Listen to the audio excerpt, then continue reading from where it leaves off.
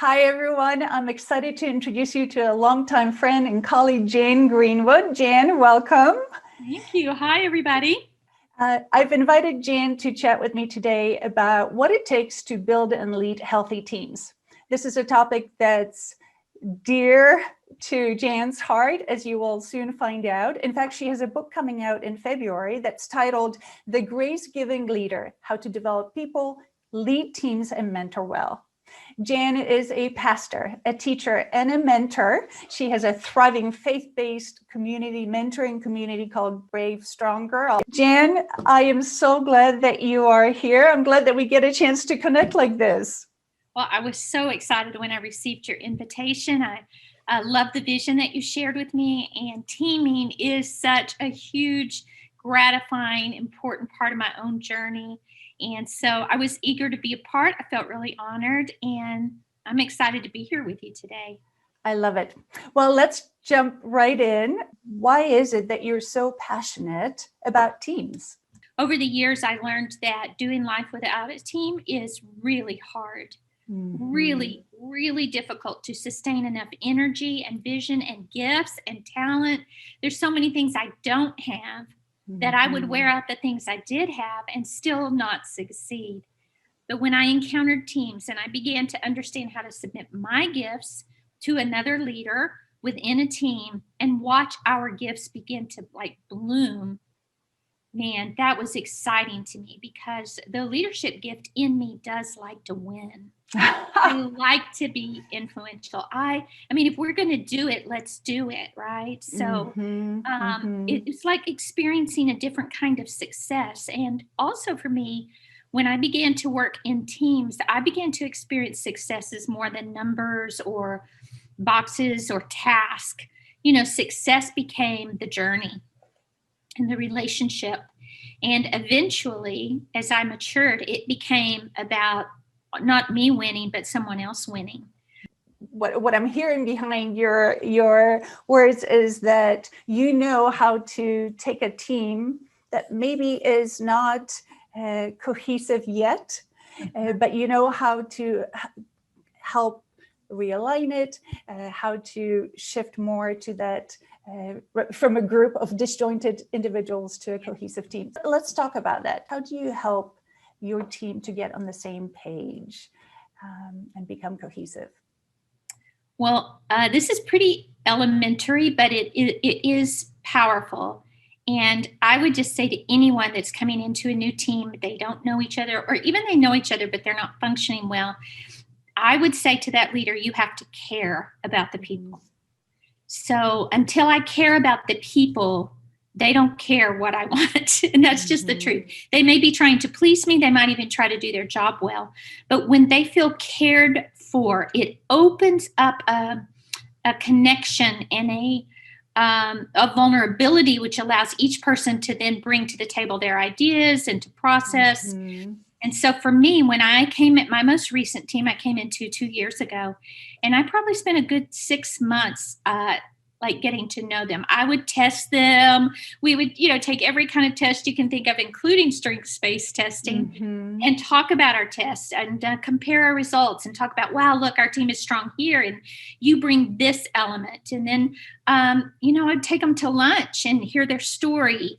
And I would note what changed their life or what was valuable to them. Or I would ask them a question like you asked me, like, why are teams so important? And when I learn people's stories, first of all, I get to know them, which is very important to me personally. I care about people. But secondly, I begin to understand what motivates them and also what they're good at or what they're not good at. And then I know those things, and then I see the objective. And I can begin to say, could I position this here? Could I give this here? I need to build up this strength here. Oh, I've got a weakness. Who can cover that? In doing that, I put more of the risk of failure on me than on them. Like they can't fail. Maybe I put them in the wrong spot. And I try to take the responsibility for our team not fitting well to me. But then once I fit the team, I also believe in getting out of people's way and letting them do their job well and how they want to do it. And I like to give big boundaries, clear boundaries, but then I don't like to micromanage. Mhm. So, I love what you just said, because that's what I find in my line of work as well, that before a team can become a healthy, high-performing team, there really has to be that stage of discovering. What impact does praise and recognition have on the team? it's not flattery. I don't flatter, but I don't mind saying to a person directly, that thing that you just did, that was powerful. And I want to tell you why. I noticed the way that you handled that comment in that meeting, or I noticed the way that you responded to this person, or I appreciate that every time we come together, you're prepared. I will give authentic feedback for the things that I like. I also try to give a lot of positive feedback and honor for what I like, so that I don't have to address what I don't like as often. Nice. I don't love to have to go after that negative thing. I will, but I believe to be able to really correct or coach in a difficult area, I need credibility with that person and trust. Mhm. And as you know, as a strengths coach, often I will lean into their strength and not ignore their weakness, but give that weakness time to evolve, because their strength can override those things if it's properly dealt with. And I will say sometimes, like, I noticed this behavior and I didn't think that was the best for you. And I just want you to know Oh, that I like that. Mhm. that's not okay. That's really not who you are. Mhm. How could we have Mhm. handled that differently? I'd like to coach you into a different response. I could be a leader who just tells you what to do all the time. Mhm. But what keeps me from doing that is I don't like to be told how to do my job. It takes the joy from me. So therefore, I try to lead by asking good questions, trying to lead them to solutions. Like, even if I have a solution in my mind, can I ask a question where they could discover the solution? Mhm. That is Mhm. very empowering. If you become an empowering leader, people will serve you and your vision and the goal. They will go above and beyond. Sometimes they'll take less pay or less reward because of how they feel internally when they are working alongside you. That is so exciting to me. And that's how I want to feel on a team. I hear the energy in your voice. I see it in your face. I can see that this is something that you're passionate about.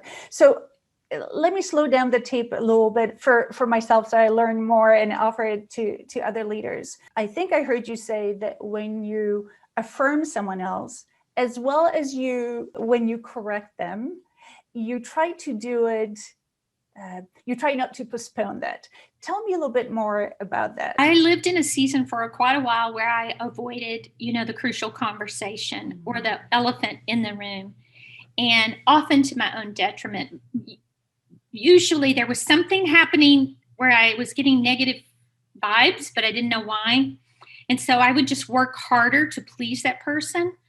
And the harder I would work, the more irritated they would become. And I could not figure out what I was doing.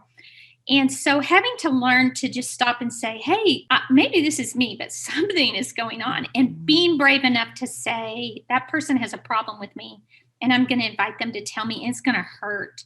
So learning to ask for feedback was a big start for me. I actually believe that there are 3 levels of discipline. So there's teaching, there's coaching, and there's correction. If I live in the realm of teaching and coaching, I can be very honest. If I wait until there's punishment, it makes me sick too. And shame on me as a leader. My team should never really get to the point of punishment unless they have gone to willful disobedience. That's really good. The gift, really the gift of feedback, right? The gift of those crucial conversations. That's really good. Jan, for most leaders, what stands in the way of them even praising and recognizing their team? I think that being present in the moment is so, so important. And speaking right then when you have the thought is very helpful too. And if you're present in that moment, then if there's praise to be given in the moment, give it. If there's later you think about it, man, I cannot say how valuable it is to get a handwritten note from someone.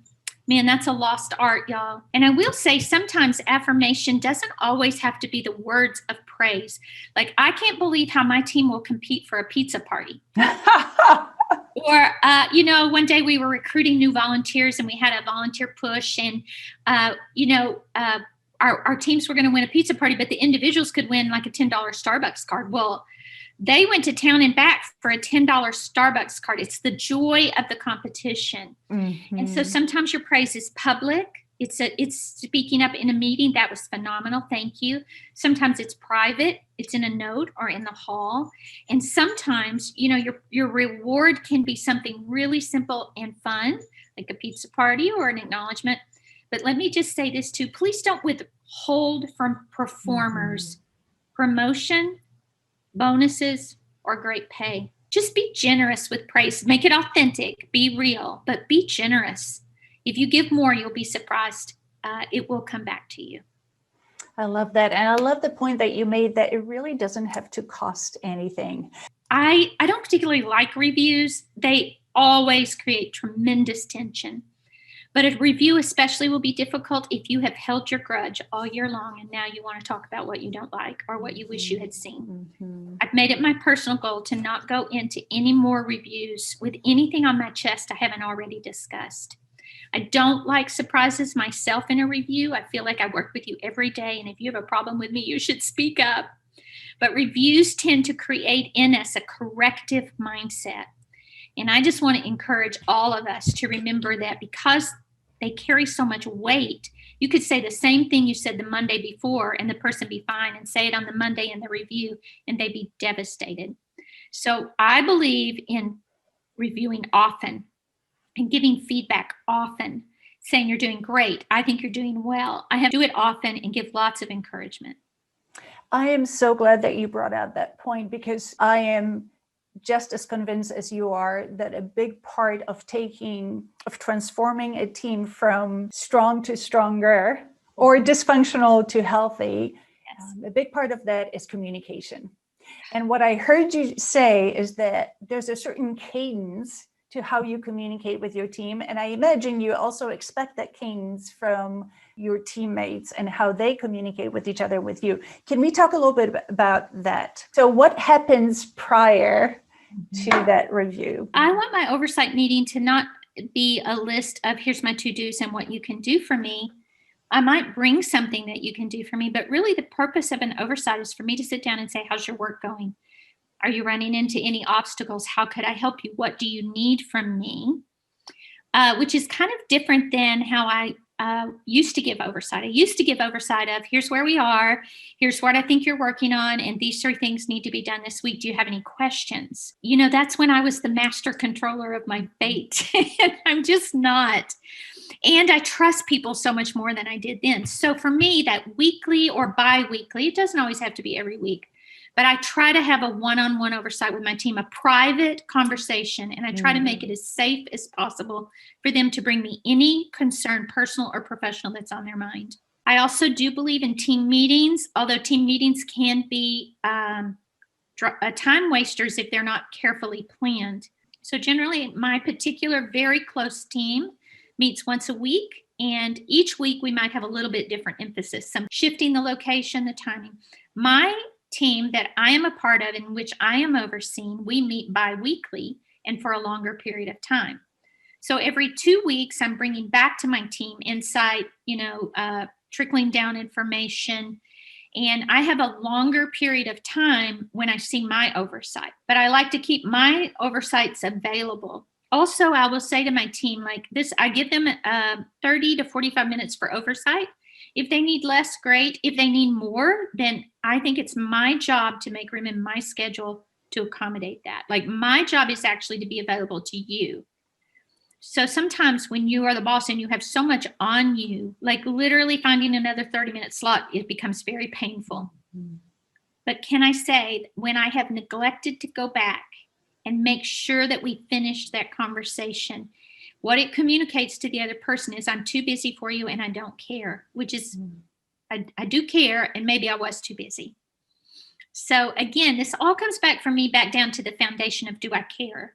These are principles of people management that will work for you regardless of the widget, we're producing. Absolutely. Right there, you nailed it, the principles. And that's really what we want. We're not offering anyone else specific steps to follow, right? Back to us needing to be authentic leaders who Yes. are authentic to our own talents and strengths.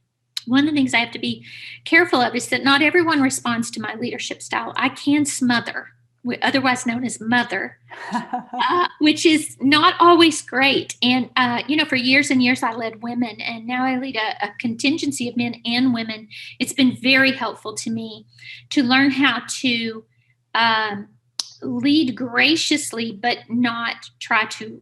My greatest sin as a mother in the marketplace is I will try to rescue you. I will see something coming that could hurt you, and I will try my best to prevent that. And that sounds really gracious, but sometimes the way I'm doing that is I'm rescuing rather than coaching, or I'm rescuing rather than like revealing a concern I have and then allowing you to hold it. Mm-hmm. I want to be nurturing, but I also want to be powerful. I've been described as a velvet hammer. And I believe that God has given me a measure of authority because I care. That's really good, Jan. And so I hear you talk about how you build trust with others and how you invite them to lean in and trust you. How do you build trust within the team, among the team members? If you will create crisis, like healthy crisis. So I don't know, create pizza party competition, or put two of them together to work on a project, or invite them into a circumstance together. If I can cause them to rub shoulders, generally I will find that they will develop their own natural bonds. And a part of what I've been doing the whole time anyway is getting to know each of them. And I am presenting them to each other, not weirdly, but like I'm teaching them about this person over here and their strengths. And I'm acknowledging what they've done well in that public meeting circle, so that when I bring them together, they already know that person might have something. And together, could the two of you work on that project? I don't want to create the kind of crisis that makes you anxious, but if there's a tension, a goal, a challenge, if I can give them something where they work alongside each other or are dependent on each other for success, those bonds will form. And really, sometimes getting the team to bond means for me to stop it and get out of the way. Powerful principle for collaboration, really. That's fantastic. As we're coming to an end of our time together, tell us about your book. I'm going to teach you about grace as a tool of empowerment. And I want to talk to you about what grace looks like, how to receive it, and how to operate in it. And then more importantly, I don't want you to be just a good leader. I want you to be a leader of leaders. And so much of the book is about using grace as a method of team development, people development, and about the power of mentoring. It's perfect for doing team together. I would love to see teams sitting down for 6 weeks and just doing a chapter at a time. There's some questions, there's some pondering, there's 6 chapters, 10 secrets. I promise it will take your leadership to a new level. I can't wait to get my hands on it. Maybe 2 years ago, you did a strengths-based assessment with me. I was new in my particular role that I'm in right now. And you helped me take a look again at my own leadership style, strengths, and weaknesses. And that was such a pivotal moment for me in my process. And again, not only did I gain about myself, but I gained tools. I love that you bring tools to the table, practical, real things that produce results. And I'm fascinated by strengths-based leadership anyway. I just want to thank you for that, for investing in me, for trusting me, for being generous to me. And I think what you're doing is quite important. Thank you. Thank you very much. Okay, then let's end with the final question. And that is, what is one tip or one piece of advice that you can give to freshly minted leader who's just stepping into leading a team? I love emerging leaders. I love them so much. They have so much zeal, so much energy, so many creative ideas. So my one tip for you, if you are emerging either as a new leader or into a new role or a new season, this would be my tip for you. You need a mentor. And I would encourage you to find someone of wisdom who actually is for you and who is in your realm of influence. You might not think there's a mentor around you, but I want to challenge that thinking. You have so much zeal when you're emerging, but there's so much you cannot see. I mean, literally, you just cannot see it. You can see the problems, but you can't see the nuances. You don't know the history. And often an emerging leader will injure themselves out of appropriate zeal. And so if you find someone that you can trust to just exchange that zeal with and listen, that person can save you from skint knees and broken bones and disappointment and even just wearing yourself out. That's fantastic. A mentor. I've had many over the years. You've been one of them as well, whether you know it or not. Thank you very much, Jan. I appreciate your time. I appreciate your knowledge, your wisdom, your advice, your generosity, and keep writing, keep writing down all those amazing principles. Thank you so very much.